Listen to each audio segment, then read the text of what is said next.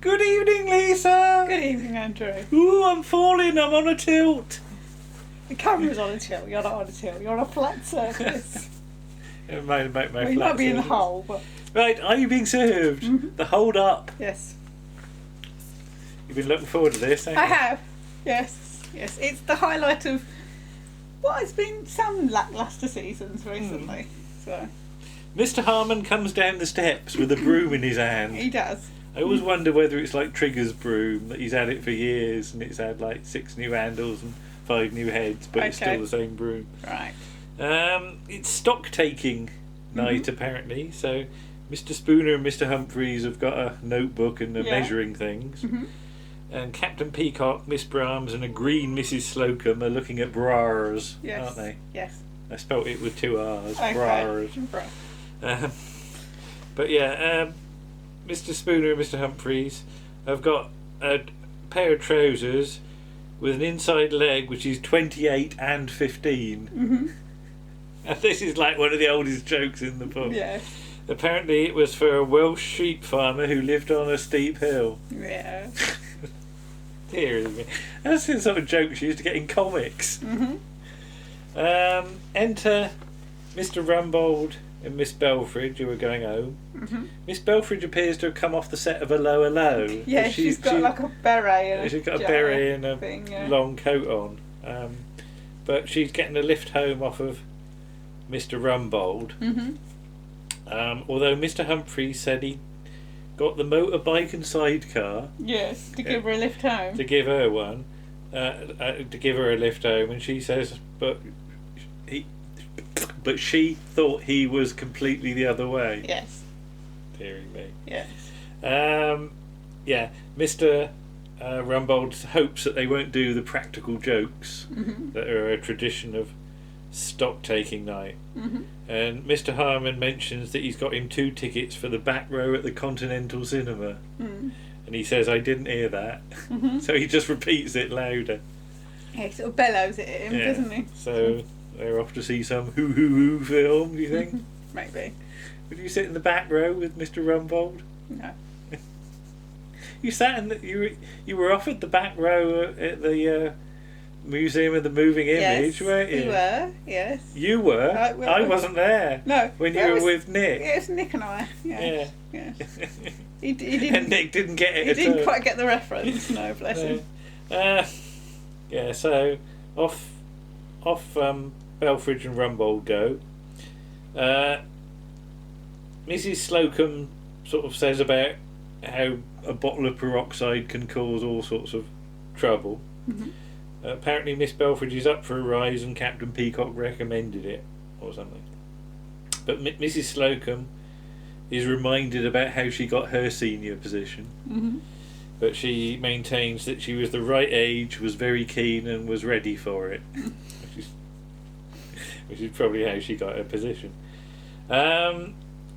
So they're about to, she's about to go home, isn't she?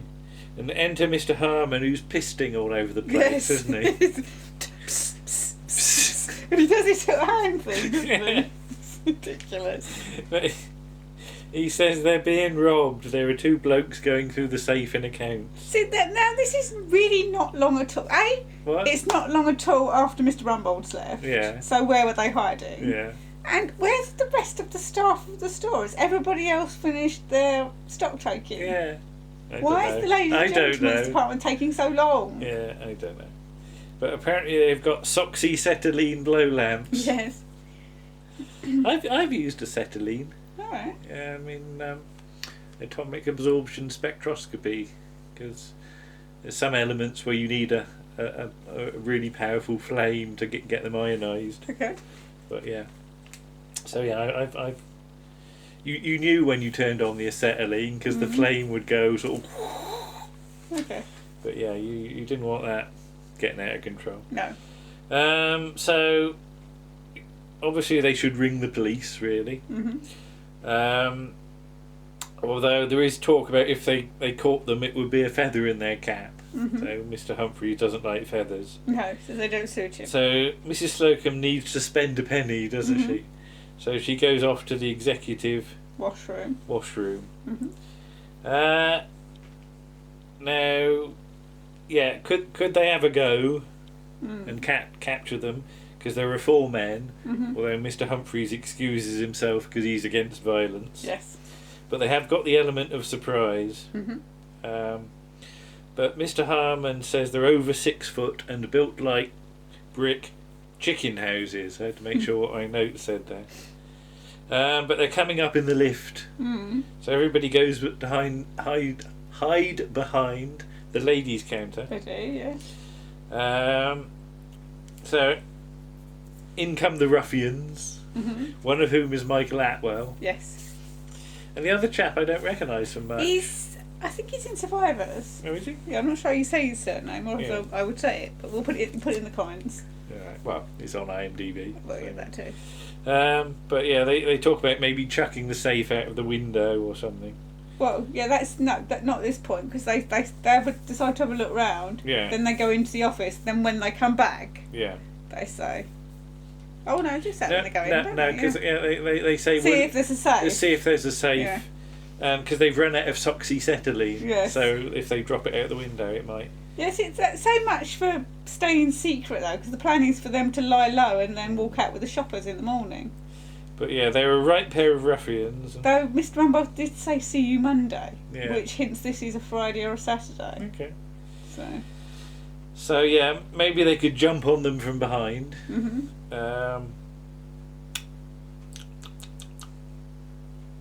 Can't read your writing. Oh yes, 40 years ago, Mr. Harmon was handy with his dukes. What are dukes? He's fifth. Yeah, but why is it dukes? I don't know what they're called. Dukes of what? Dukes of Mists. No, I think it's just dukes. It's just I don't know. I'm not a cockney. You're not a cockney. No. Do you not cocky your knee? No.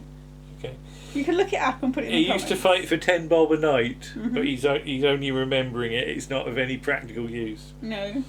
Then Mrs. Slocum comes in and there's nobody to be seen. Yeah. So she's going, "Hello, where is everybody?" And she puts her bag down on the gentleman's counter, doesn't she? This is a very important point. Now, how did the key get in her bag? Well, she must have dropped it in her bag. Yeah, but why did she have the key in the first place? Because she had to unlock the executive washroom. Oh, she needed the executive washroom. Because all the washroom. toilets were locked. Right, oh, that's right. Okay, so she got it off of Mr. Harmon, didn't she? Right, good.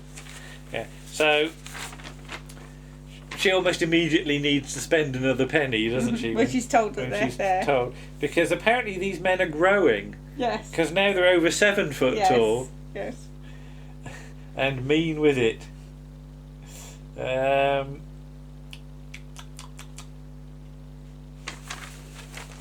What's that? Halloween cucumber. Oh no, handbag on the counter. Sorry. I like Halloween cucumber. Did you carve it like a pumpkin? Yeah. So the handbag's on the counter, and so somebody needs to come and get it. So first of all, Mr. Humphries tries to go. He gets about sort of 6 steps, and then his legs go all wobbly, don't they? So then Mr. Spooner. He's ordered. He's ordered. Captain Peacock could end up as a potential hostage, and Mr. Spooner would merely be coshed because he's a young boy, isn't he? But Miss Brahms goes to get it in the end, and just as they come out, so she pretends to be a dummy, doesn't she? Yes. Yeah. She's not bad at being a dummy. She managed to stay quite still. Because they walk straight past her, and then only then does she sneeze. Yeah. And I like the way that Michael Atwell, despite being a roughy-tufty villain, still says "bless you." Yes. Because he's a very polite roughy-tufty villain, isn't he? Yes. He honestly wouldn't say that, would he? But chew, bless you. He's very concerned for his mate's health, isn't he? Yes. So they look at her and decide she's a lifelike dummy, and think about nicking the handbag and maybe her stockings. But then she sort of comes to life and, come on everybody, I've got them, which she really hasn't, has she? And all she'll give her is her name and number, and apparently her number's assistant 134. Didn't we have somebody else's number a long, long time ago? And Yeah, it's Mrs. Slocum, wasn't it? what was that? I can't remember. It's too long ago. We'd need to look it up. But 134 doesn't sound like a big number. No. Given that the show's been running. Yes. Well, I suppose Miss Brahms has been there quite a long while. All the time, but not since Grace Brothers opened. No. I can't believe there's been 134 assistants only since they opened. But anyway, she's carried off, isn't she, basically? Over the shoulder. Yeah. Mrs. Slocum says everybody's as weak as water. I haven't heard that for a while. No. And they could be doing anything to her. And she wishes she'd gone in her place. Yes. And Mr. Humphries had much the same thought. But yeah, they'd be afraid of the police. So if Captain Peacock may be dressed up as a detective inspector from Scotland Yard, with Mr. Spooner as his assistant. Yeah, because Captain Peacock got a sort of army manner of authority, hasn't he? Yes. Mrs. Slocum's still concerned they might try and kiss her or something like that, and force their attentions upon her. And if it was Mrs. Slocum, she'd put up a real fight for quite a long time. Yes. So yeah, so if they use Mr. Harmon's union card as Captain Peacock's CID ID, I like that. I like that. I'll just put SIDID. So they go and get him some suitable clothes, including a riding mac. Yeah, and a deer stalker. Because all detectives from Scotland Yard wear a deer stalker. But the reason for the riding mac is Juliet Bravo doesn't wear anything else. Yes. I'm sure she does wear it. I'm sure she wears other stuff underneath. Yeah. There's an image for you Juliet Bravo fans. And when you see Mr. Spooner, he's got a bowler hat that doesn't fit. No, it's too far big. too big. Yeah. In the office, Miss Brahms has been attached to the door, hasn't Yes. she? She's just got a... She's sort of hung on the hook, isn't she? But was it Michael Atwell says, why won't she shut up? She's got more rabbit than Sainsbury's, which is a line from a Chaz and Dave song, isn't it? Yeah. So yeah, the police, or at least the police appear to be here, and then all Miss Brahms goes is help, help, help, help, help, help, help, help. She says it about 8 times, doesn't she? That's just to make sure. So yeah, I just put Mr. Spooner's hat at this point. So yeah, it's a fair cop. How did you know? Well, we had a tip off. Well, not from the Gumby Gang, was it? We'll talk. The Gumby Gang are apparently the meanest and sort of nastiest mob. There's Pa Gumby and Mad Ma Gumby and Italian Tony the Tooting Terror, who's their stepson. Yeah. So it's not Mad Tony, it's Mad Ma Gumby and Italian Tony. Tony, yeah. Because sometimes we think it's Mad Tony and it's not. It's Italian Tony.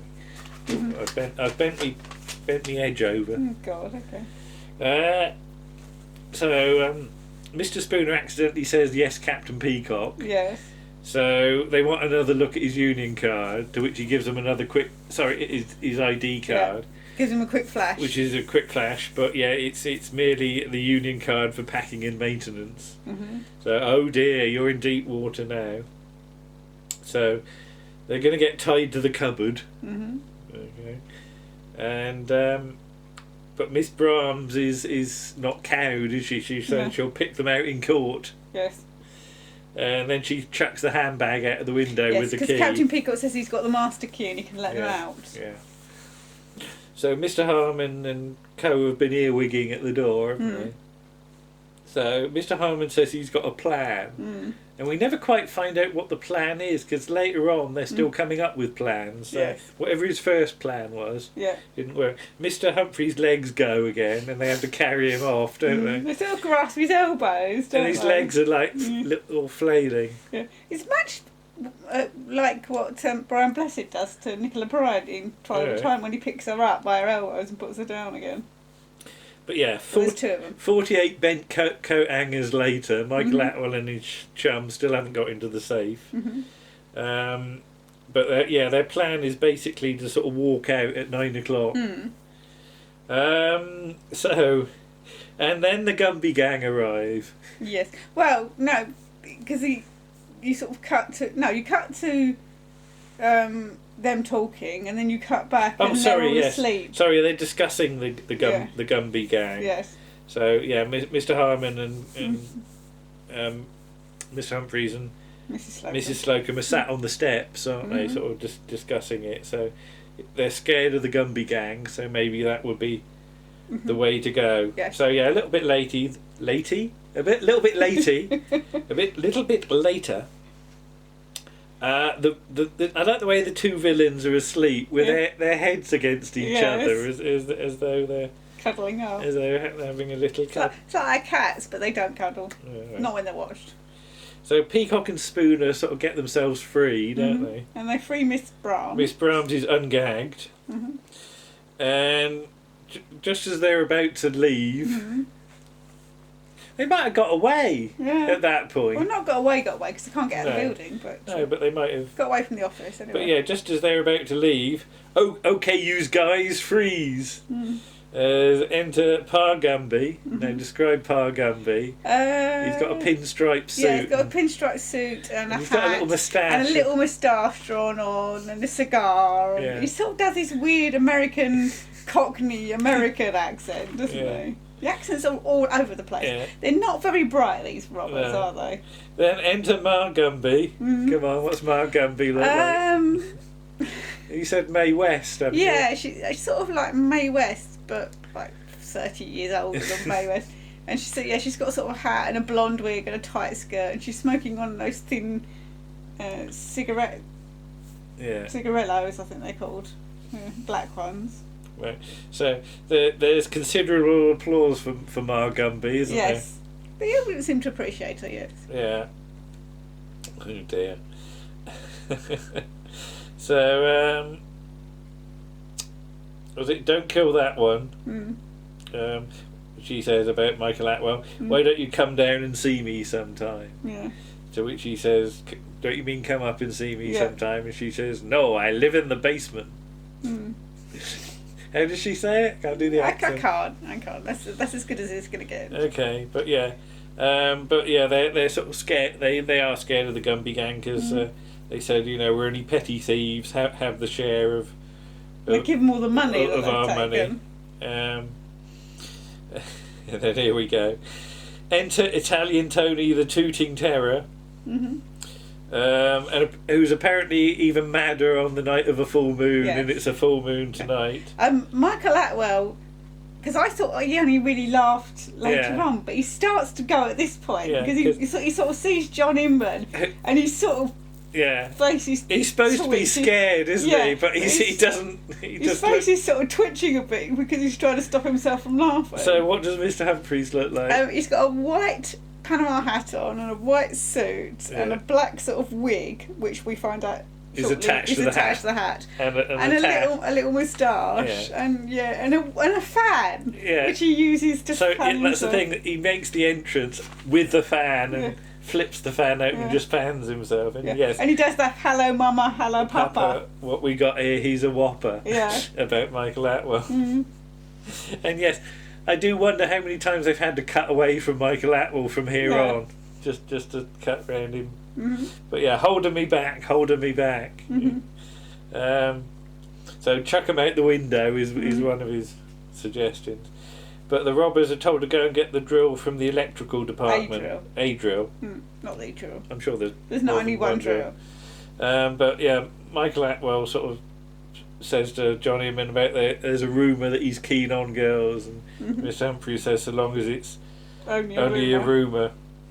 And Miss Brahms says she will never give in to an Italian whopper. And Humphries just does a look straight down the camera about rumours in the underworld. And by this point he's dropped his accent completely, and they don't seem to notice. But apparently he's a legend, and if he wants a couple of good blokes behind him, they'd be up for it. Yeah. What? So was it Ma Gumby says, "Oh, we could make music together" or something? Mm-hmm. No, he says it to her. If your husband wasn't here, we could make music together. Oh, yeah. Okay.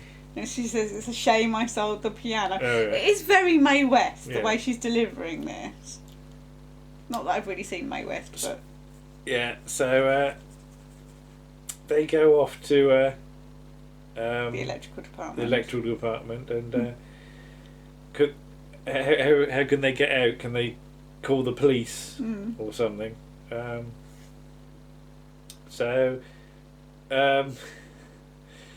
make it more convincing, Miss Brahms then kisses Italian Tony on the desk, Humphries, pinning him down with his legs flailing about, and the robbers come back in, and they say Tony's living up to his reputation.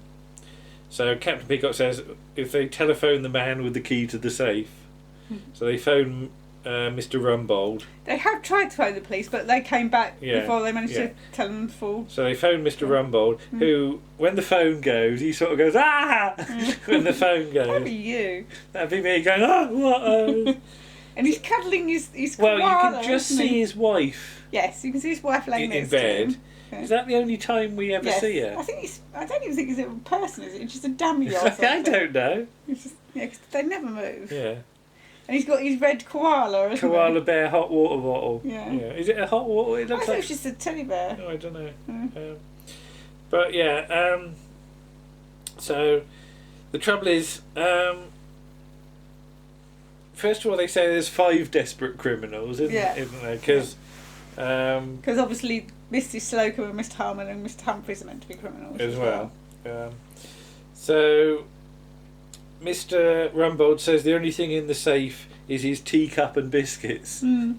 Why does he keep his teacup in the safe? Everybody steals it. Deary me, there must be some light-fingered sorts. So Mrs. Slocum goes on the phone as Ma Gumby. Yeah. And he just says, "Mrs. Slocum, what are you doing?" Yeah, I love the way he's not convinced at all by it. Mama's here. So he just says, "This is a very poor practical joke and don't do it again." And hangs up. So the villains are sent off now to go and get a trolley to move the safe with. Yeah. Phone goes again. Menswear. Mr. Humphries. It's so Rumbold again, isn't it? So then they come back again. You can't remember where everybody is with the trolley, and they start to move the safe. Then Mrs. Slocum has a bit of a feel of Michael Atwell. But you missed a bit. Actually, you missed a bit because there's a bit where Mr. Harmon says to them, "Go and get a trolley," and he says, Michael Atwell says, "Why don't you do any work?" And that's when Mr. Humphries pulls him down to and uses the fan. This is just coming up. This is before that. No, this is this bit now. So Okay. I just put Humphries with fan and Michaal Atwell. Okay. Because as you said, Mr. Harmon sort of tells them to get on with it, and why don't you do all the work? And then Humphries. How does he do it? He sort of grabs him by the shirt, t-shirt, and pulls him down. Yeah. Now this immediately starts Michael Atwell off. And then he flaps him in the face with the fan, doesn't he? And you can see because he's supposed to look terrified, but he's just sort of holding his jaw, isn't he? Because he's dying to laugh. And he's sort of trying not to look in his eyes as well, I think. But it's really wonderfully done, isn't it? Because it's just, But so off they go again. So Mr. Humphries takes his hat off, and the hair comes with it. And your hair. Keep your hair on. So Peacock could go up on the roof to attract attention. Mr. Spooner is sent off to get a male dummy. Yes. Why is it always Mr. Spoony? I think you called him that before. He's one of the Mr. Men, Mr. Spoony. Okay. Would he be shaped like a spoon? Yeah. And have a little hat. Would he be in an innie spoon or an outie spoon? Because which way would his face go? Because a spoon's got two ways. Yes, I get what you're saying. I'm trying to think which is less scary. And I've come to the conclusion that neither are less scary, and we should move on. If you're reflective, Yeah, you can move on. see yourself. So, pretending to be. You can't read your writing again, can you? No. All right. So yeah. Oh yeah. They're on the. Are they on the phone again? Yes. Yeah. We're pretending to be gangsters or something. Yes. Yeah. The number of phone calls that they make. Yeah. This. So yeah, Mr. Humphries says he can't keep it up much longer, pretending to be keen on Miss Brahms. So yeah.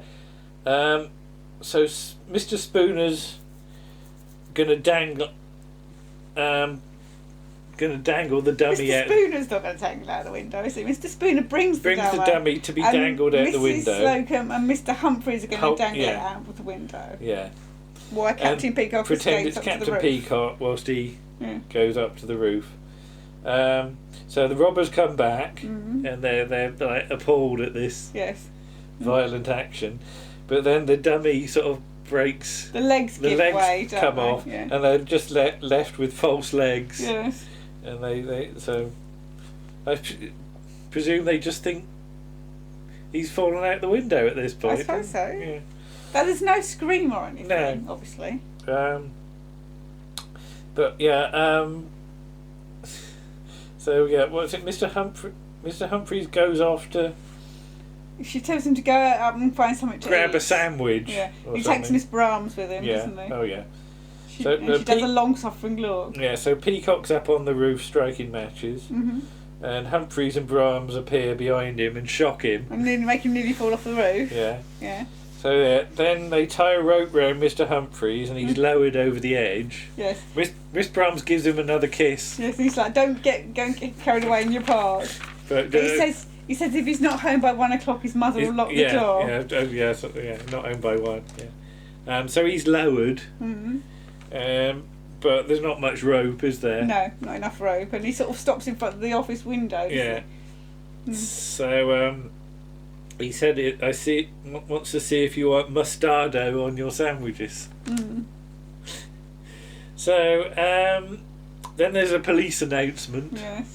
From somebody with some sort of megaphone, I presume. Yes, or loudhailer. Saying the building is surrounded and we're coming in. There are police already in the building. Yeah. And enter Ian Collier. Yes, he plays a lot of policemen. Does he? Because he's a policeman in Heidi High when they have the Blue Movie one. And Mr. Rumbold appears. Yes. And he's got his dressing gown and pyjamas on, but a tie as well. Yeah. And his hair's all like sticky out, isn't it? So yeah, but he claims that he doesn't recognise anybody. Yes, and they get taken away. And he sees Mr. Humphries out the window, and he says he looks like some sort of ice cream seller. So the robbers have hidden in the cupboard, haven't they? Yeah. So Rumbold phones home, and says what was going on. And the robbers come out. They want the keys to the safe. And Mr. Humphries says he's off to Bow Street. Yeah. And he sort of... Does he lower himself somehow? I think somebody lowers him because there wasn't enough rope, so somebody's gone up to the roof and attached him I don't know. rope. Yeah, I don't know quite who's done that. It's just the shot of him going down, isn't it? Yeah. If you'll pardon the expression. But that was very good. Yeah, as you said, it is incredibly silly. But the whole dressing up. I always like it when they dress up because this and the takeover, where they all have to dress up as members of the board and things. Yeah. And I think this one ends better than the takeover. I always think that the takeover just sort of fizzles out a little bit. Yeah. But yeah, it's just any excuse for them to dress up and do silly accents and you know. And it's fun. It's fun after sort of particularly the whole old Mr. Grace season. This is just feels like so much better, just like old Are You Being Served? Yeah. In its prime. Yeah. You know, you can imagine Mr. Lucas instead of Mr. Spooner and I can't quite imagine Mr. Granger. Yeah. But yeah. They'd find an excuse, but they'd get him in there somewhere. Yeah. But yeah, I think it is probably the highlight of this season. I'd probably agree with you because yes, I was so yeah. The bit with Michael Atwell in the fan is It's one very of funny, the best yeah. things. And if even he can't keep a straight Yes. face, and I think that's what makes it even funnier. It is, because you can see he's struggling to not laugh. And I just wonder what the outtakes were like. I really wish You a could see tape them. survived of the whole recording of that. But Yeah. sadly, I don't think there's much by way of that survives at all. Sadly, but there we go. But yes, very good. And we'll be back again with another one. Yes. Okay. Okay. Bye-bye. Bye.